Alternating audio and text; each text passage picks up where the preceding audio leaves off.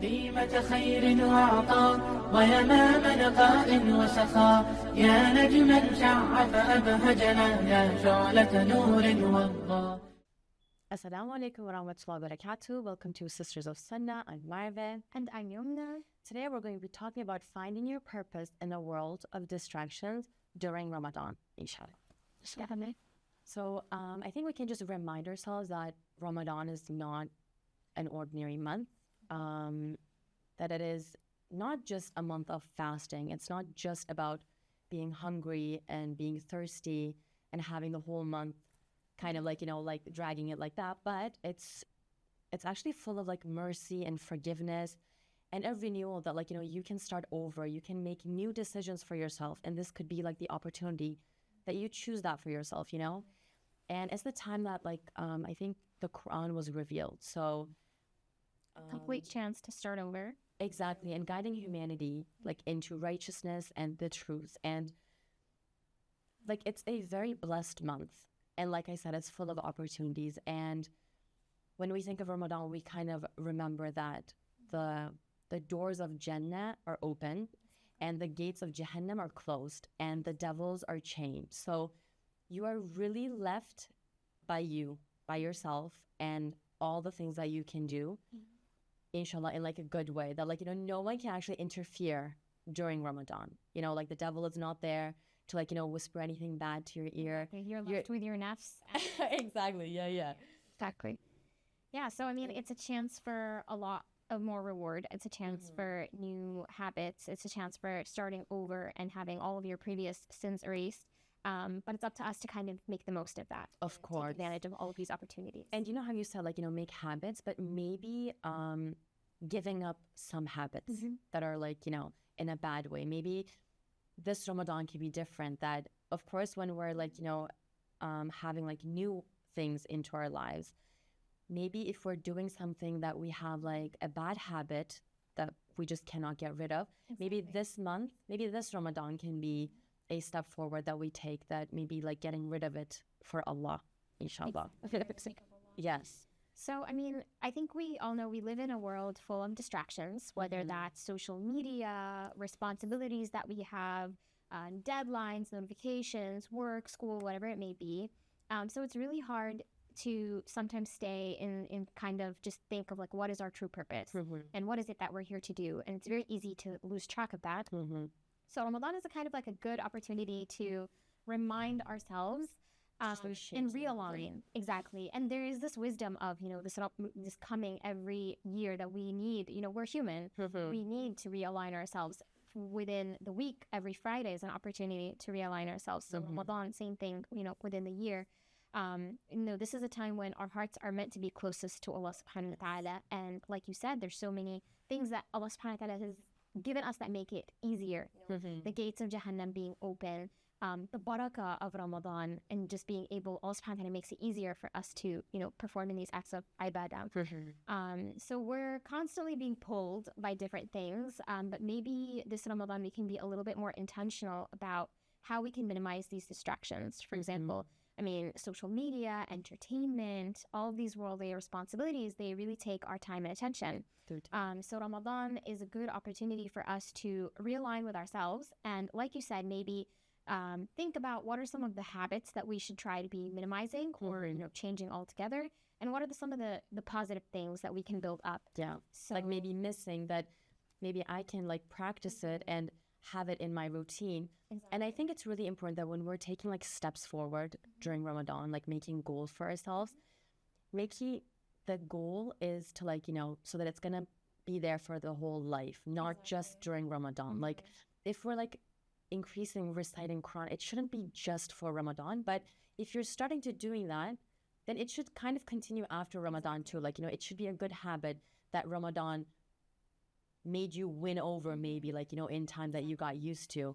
And like you said, like there's a lot of distractions. Like I think we don't really know how time flies when we're on social media, and maybe trying to minimize that during Ramadan, like you actually mentioned. I think it could be an important step, because we don't really understand how much it distracts us until we realize, like, oh, I've been here for hours and like, I haven't been doing what I'm supposed to be doing.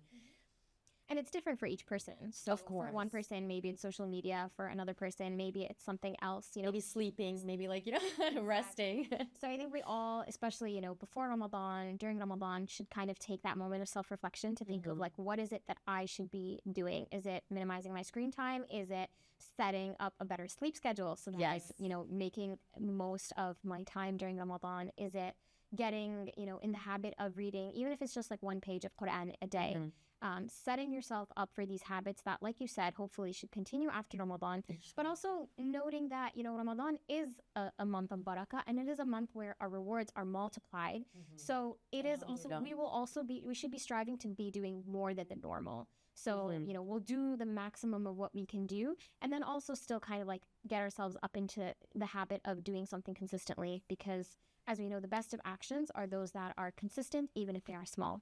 So even if we're doing a little bit extra, which we should always be striving to do during Ramadan. Of course, like it shouldn't still be, of course, like get the habit for a lifetime, but it doesn't mean that, oh, like I'm okay, now I read all the Quran, I do all the prayers, so it can just be like what I do on a daily basis. No, like you should still do more, but if you're not at that stage yet, that you don't have it in your normal daily routine, you can just take a step during Ramadan, so that, like, you know, it could be, inshallah, like a new beginning for you.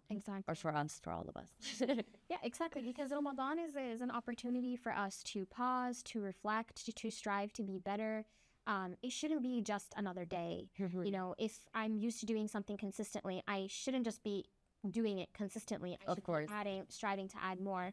And I think maybe this term has become popular on social media as a negative thing. I don't know if you've seen this term of like Ramadan Muslims. Yes. Of people kind of. Unfortunately, I have. Yeah, and I think it's been portrayed as a negative thing of like, oh, that's a Ramadan Muslim. Like they do everything wrong, and then once Ramadan comes around, they start praying, they start fasting, they like start the mosques are full, like, you know, at Tarawih, but like, yeah.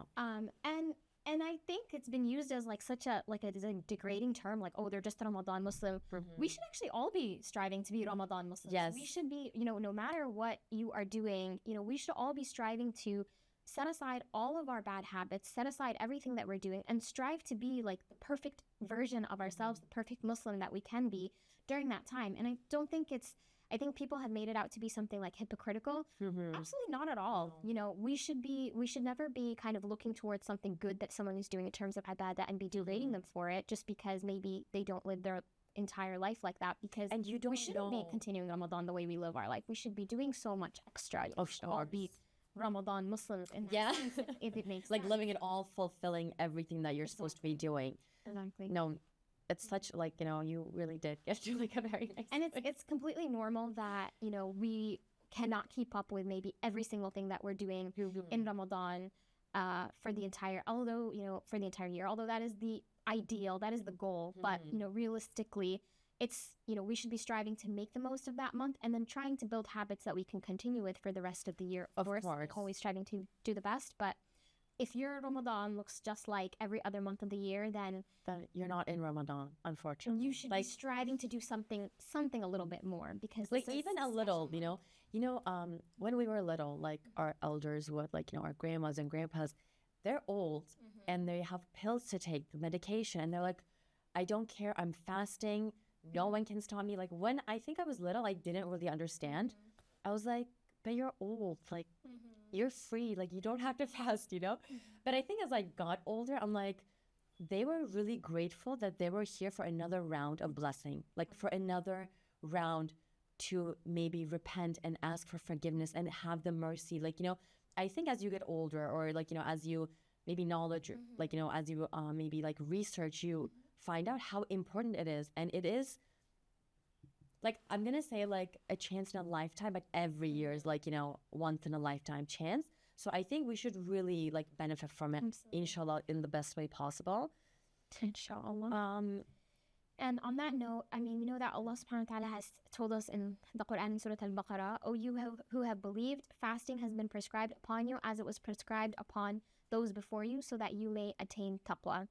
And so, subhanAllah, these people that you're talking about, Allah subhanahu wa ta'ala has given them an you know, exception as to they don't need to fast, and Allah subhanahu wa ta'ala loves that we take these exceptions, and of course He has given them out of mercy. So this is like you said, it's something that they can kind of take this exception, but at the same time, they want to attain this taqwa so badly that And they don't want to miss out, like exactly.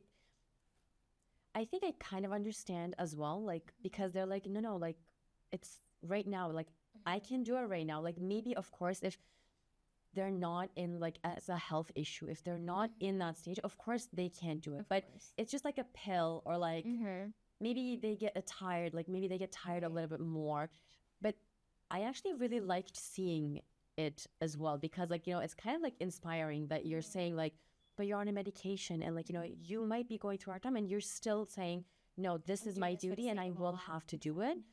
I think it was beautiful, like, and like I said, like, as I got older, I'm like, yes, it's something very special, and, like, benefit from it as much as we can, like, inshallah. And so, yeah, I mean, like you were saying, this concept of taqwa, of, like, God consciousness, is really the whole purpose of Ramadan. Yes. And so we really should be focused on, our deen, focused on Allah subhanahu wa ta'ala, like, in our whole lives, but especially during Ramadan, putting this as the priority above all of these other worldly distractions, or even worldly, like, responsibilities that you might think we have. So that's really the purpose of Ramadan and of life. The whole idea of, this is just a mini model. I think Ramadan is like a mini model of how, of, like, showing our potential of what we could be doing. Yes. That was, like, so well put together, I swear. Right, but kind of reminding us that, that is the purpose of, like, what are we here for? We are here solely for the purpose of worshiping Allah subhanahu wa ta'ala. Of course. It's not about fame, it's not about wealth, it's not about climbing the career ladder, it's not about even worldly things of, the desires that we have. Although these can be things that we put the intention of attaining or doing, of course, with, that in mind. So these aren't necessarily, like, bad things, but at the end of the day, the whole true purpose is to worship Allah and having that consciousness. And, like, it should be connected to Allah, maybe. Like, of course, you can want to be successful in your job or in your school.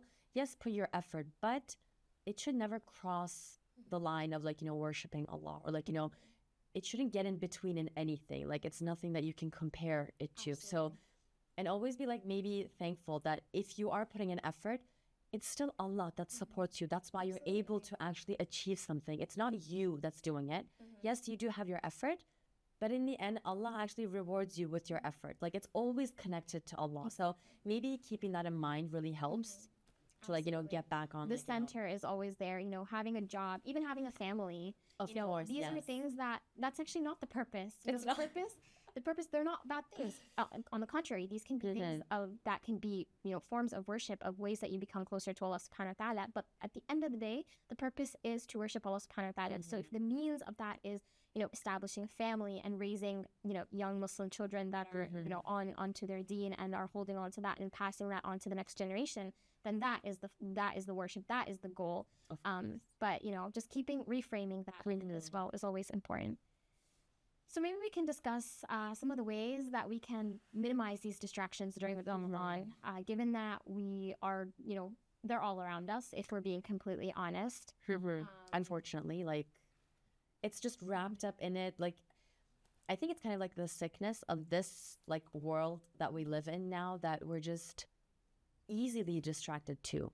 I think maybe before it wasn't really like that, but again, there wasn't a lot of things to distract you from the dunya that you live in. But right now, with technology, with, like, TV, with, like, internet, with everything, it's always, like, pulling you in, and, like, but I think, like, disconnect to reconnect, maybe we can say it under that, like, it's a good way to put it. Like, it's just, of course, it's not like get away from the whole thing, because it's just too much when you do it all of a sudden, right?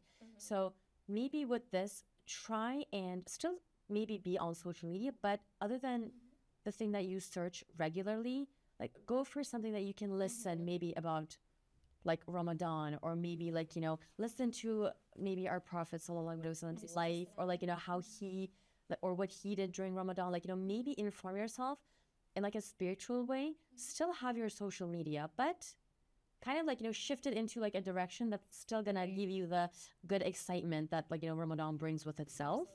And I think it looks different for each person. So, what for Some people, it might be, I know myself that this is going to be a distraction, so I'm just going to like delete all my apps just for Ramadan. I want to, if it works for them, right? Or like, some perfect. people might be, I'm going to limit my screen time, so I'll put a certain limit. Or maybe it's, I'm going to shift the way I use it. So instead of, you know, using it for the way I would normally use it, I'm going to be following certain accounts where I can see podcasts. Absolutely. Certain speak of scholars or follow. Importance. Exactly. So I'm still getting that information, but so I think it looks different, and I think for each person, and we all need to self-reflect whether it's like, I'm going to cut out, you know, all of this. I'm not going to watch any TV. I'm not going to, you know, be doom scrolling, and I'm going to delete all the apps. Whatever that looks like for each person, it can be a little bit different. Like maybe our watchers can maybe leave comments about like, you know, if they have any tips they can share, and like, you know, we can just help each other out. Yeah, exactly. And then I think a really important one, regardless, comes back with the self-reflection, but define your goals.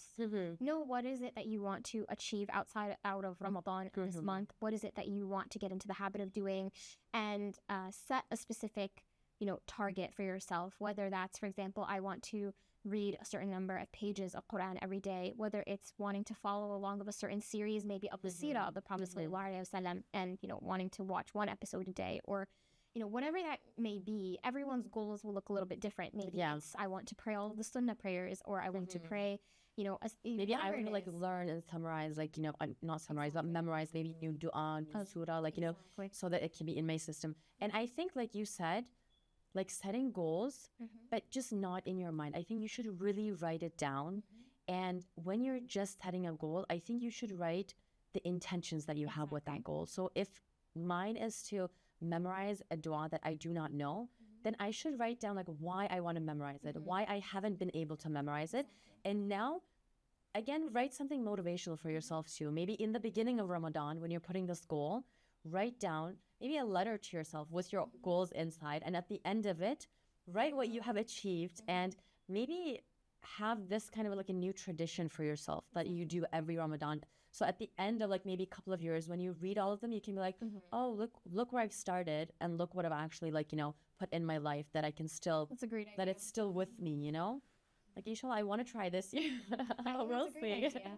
And on the note of intentions, I think it's just important to remind ourselves that, again, actions are based off of the intention.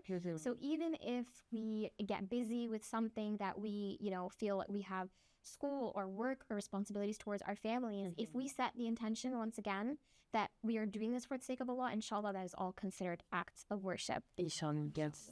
And then last thing maybe that we can just remind ourselves is to try and catch the night of power, Laylatul Qadr, where, you know, reward is like the same of worshipping for 1,000 months. And it is, you know, subhanAllah, an amazing time to seek forgiveness, repentance, and something that we should definitely be trying to and that we should not miss out on, like, you know, definitely not miss out on. Inshallah. So we can hopefully all try and remind ourselves, encourage each other, one another, our friends, to make the most of that night, inshallah. Inshallah. So I guess this was a good reminder, you know, that our souls need this time to reconnect, to, you know, bring that peace to our hearts that we are so always craving, and, you know, forgetting the distractions that are constantly pulling us away from this, and kind of to use the month of Ramadan as a way to clear away these distractions, refocus on our true purpose, the ibadah of Allah subhanahu wa ta'ala. And inshallah, may Allah accept from all of us our worship, and make us good examples for one another to continuously remind ourselves. And I think we can wrap that up there. Jazakumullah khair, everyone, for joining us for this episode of Sisters and Sunnah, and inshallah we will see you next time. Assalamu alaikum. يا ديمة خير وعطاء ويمام نقاء وسخاء يا نجما شع فأبهجنا يا شعلة نور وضاء يا ديمة خير وعطاء ويمام نقاء